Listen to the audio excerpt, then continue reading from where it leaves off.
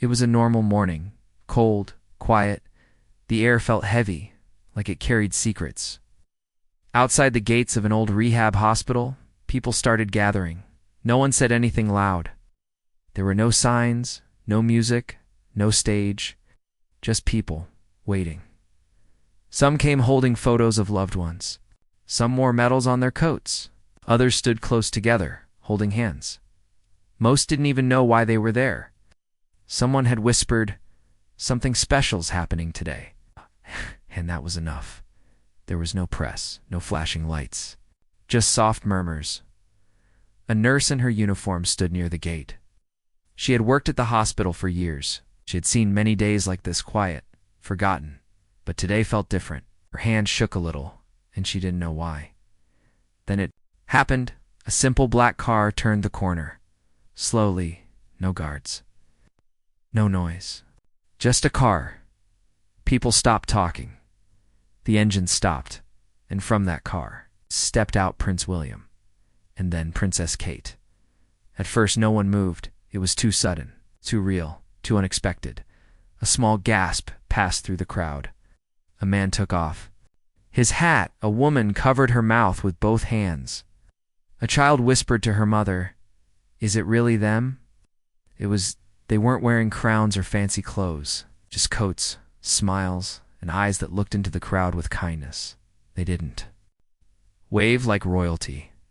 They didn't walk fast. They moved slowly, gently, like they didn't want to break the silence, like they came to listen, not speak. A little girl stood near the front. She held a picture she had drawn, a rainbow, a heart, and a woman with long hair. When Kate saw it, she knelt down, smiling. "Is this for me?" she asked softly. The girl nodded. Kate took the drawing carefully as if it were made of glass. "It's beautiful," she said. Then she hugged the girl gently. The girl didn't say anything, but her mother began to cry. "She doesn't speak much," she whispered to Kate. "She lost her father last year. He was a soldier." Kate touched the woman's hand. She didn't say anything. She just looked into her eyes, and the woman cried harder, but not in pain and relief. Prince William walked toward a group of veterans. One young man sat in a wheelchair. He had lost both legs. His eyes were hard, but his hands trembled. When William reached out, the young man looked down. "You don't have to say anything," William said softly. "Just know I'm honored to meet you." The young man looked up slowly. He had tears in his eyes. "I didn't think you'd come here." "I came because of you," William replied. Nearby, an older man stood quietly, holding a framed photo. It was his son, his only son, a soldier who never came back. When Kate saw it, she stopped. "May I see it?" she asked. He handed her the photo. She looked at it for a long time. Her eyes grew soft. Her lips trembled just a little. "He's a hero," she said. The man nodded but couldn't speak. Tears slid down his cheeks, and he didn't try to stop them. More people cried, some out loud, some silently. Even people who had not cried in years felt something they couldn't explain. A nurse, standing near the door, whispered to another, "They didn't come for show. They came for hearts." And it was true. They didn't make speeches. They didn't take pictures. They just walked, touched hands, listened to pain, and shared silence. And somehow in that quiet, something happened. People began to feel seen, not just watched. Seen as William and Kate walked toward the hospital doors. The crowd didn't cheer. They clapped, soft, real, full of meaning. One boy whispered to his father, "They're like us." His father nodded, "Yes, son, and they care." The doors opened. The royal couple stepped inside, and the moment they did, something changed in the air. It wasn't just a visit. It was the start of something beautiful. And outside, the people stood, still, tears in their eyes, hearts full, and souls wide open. The hallway was quiet when William and Kate stepped inside. No royal music, no cameras clicking, just soft footsteps and people holding their breath. Doctors and nurses stood frozen. Some had tears in their eyes. They didn't expect this. No one had warned them. This was real, and it was happening now. A young nurse whispered to another, "They really came. They're here for us." William gently nodded to each person he passed. He didn't rush, looked into their eyes like he meant it. in the first room there, was a man named Mr. Thomas. He had been in a wheelchair for 5 years, a soldier once. Now he hardly spoke. His family had stopped visiting. He had stopped hoping. William entered and walked toward him. "Good morning," William said, soft and kind. Mr. Thomas looked up slowly, unsure. Are you really him?" William smiled. "Yes, sir. I came to see you." The man's lips shook, his voice cracked. "Ow, why would someone like you come to someone like me?" William knelt beside him, "'Cause someone like you gave everything, and I will never forget that." And in that quiet room, the silence broke. Mr. Thomas cried, not loudly, just quietly, like something inside him had been waiting years for. This moment in the next hallway, Kate stood beside a small room where a teenage girl named Sarah was lying in bed. Sarah had suffered a terrible car accident. Her legs didn't move, and she hadn't spoken to anyone in weeks. Kate entered quietly, sat in the chair beside her, and didn't speak. She simply held Sarah's hand. Minutes passed. The room stayed still. No one said a word. Then slowly, Sarah turned her head. Her lips moved. "Are you real?" She whispered. Kate smiled warmly. "Very real." Sarah's eyes filled with tears. "No one ever visits me." Kate squeezed her hand gently. "But I'm here now, and I'm not going anywhere." Outside. The room, Sarah's mother watched. Her knees went weak, and she leaned against the wall, crying. A nurse came and held her. She spoke, the mother whispered. She finally spoke. In another part of the building, William visited a room with 3 young veterans. One of them, James, had lost both legs. He sat with his head down, not speaking to anyone. William sat across from him. "James, I read your story," he said, "and I wanted to thank you from my heart." James didn't respond at first. Then slowly he looked up. "No one ever thanks me. They look away." "Not today," William said. "Today, we look at you with respect." James began to cry. The other 2 men beside him put their hands on his shoulders. "This means more than you'll ever know," one of them said. Meanwhile, Kate had joined a small art class in the children's wing.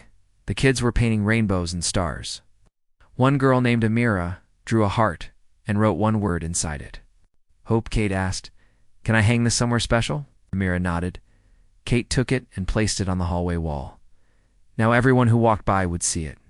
One doctor nearby whispered, "This isn't a royal visit. This is something deeper." Outside, the crowd was growing. Word had spread. People weren't shouting. They weren't waving flags. They were just standing there, holding hands, waiting for something they didn't know how to describe. Some brought candles. Others held signs that read, "Thank you, and you didn't forget us." Back inside, a mother approached Kate with a silver necklace. "This was my son's. He didn't make it," she said, holding back tears. Kate took the necklace gently. "He matters. He always will." The woman broke down in her arms. Another nurse whispered, "This is what healing looks like." By the time William and Kate moved to the next hallway, something had changed. People were smiling through tears. Nurses who had felt invisible felt proud. Patients who had stopped talking began whispering. They didn't need to make a speech. Didn't need to say much. Their presence, their silence, their kindness said it all. And as they kept walking, hearts behind them stayed full. Eyes stayed wet, because sometimes just being seen is enough to change everything. The afternoon light moved gently through the windows, painted soft gold on the floor and made every shadow feel warmer. The hospital didn't feel like a hospital anymore. It felt like something new, like a place where pain had stopped hiding and started to heal. William and Kate were still walking, quietly, slowly. They weren't in a hurry. It was like they knew that rushing would break the moment. In the therapy room, a group of young soldiers were learning to walk again. They had missing limbs, tired eyes, and deep scars. Some you could see, and some you see OULD in single quotes. One man, Liam, tried to take a step on his new leg. He fell. Hard. Everyone froze. He looked angry, embarrassed. like he wanted to disappear. Then William stepped forward. He didn't give a speech. He didn't offer a hand right away. He knelt beside Liam and looked him in the eye. "I fall too," William said softly. "But what matters most is getting up." He reached out. Liam took his hand. With effort, Liam stood. Everyone in the room clapped quietly, not like a show, but like they were clapping for something they all felt deep inside. Kate, in another hallway, sat beside a small boy named Noah. He had lost both parents in a car accident and now lived in the hospital's care. He didn't speak much. He barely looked up. Kate held a paper crown in her hand. "I brought this," she said, "because every brave boy deserves to be a prince." She placed the crown on his head. Noah looked at her and smiled. It was small, quick, but real. His nurse gasped. "He hasn't smiled in weeks." Kate smiled back. He just did. A tear rolled down the nurse's cheek. Moments like that don't need big words. They live quietly in the heart. Back near the garden, William found an old woman sitting on a bench. She held a faded letter in her lap. "It's from my son," she said. "He wrote it from the war. I read it every day." William sat beside her. "I write back to him," she whispered, "even though I know he won't answer." William gently touched her hand. "He hears you." The woman broke into tears. Her voice shook. "You're the first person who's ever said that to me."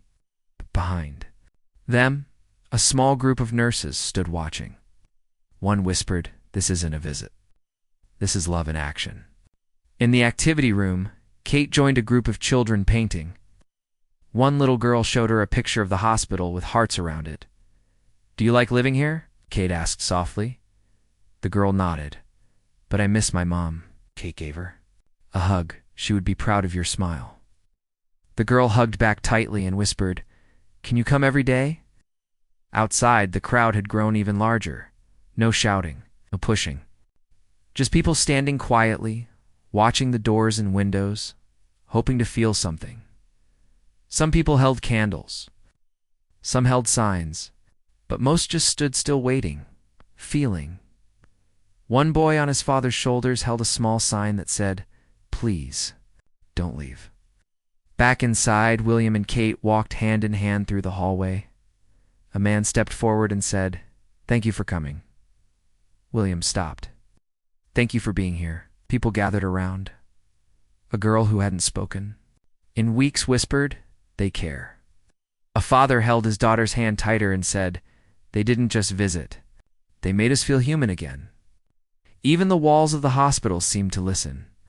The rooms that once held only silence now held small laughter, quiet tears, gentle words. Kate looked around and said softly, "We came to visit."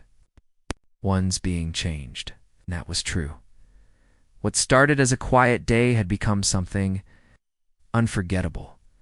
Not because of cameras, not because of crowns, but because two people chose to walk into pain, bring light with them, and everyone who saw it, whether inside or outside, would carry that moment in their hearts forever.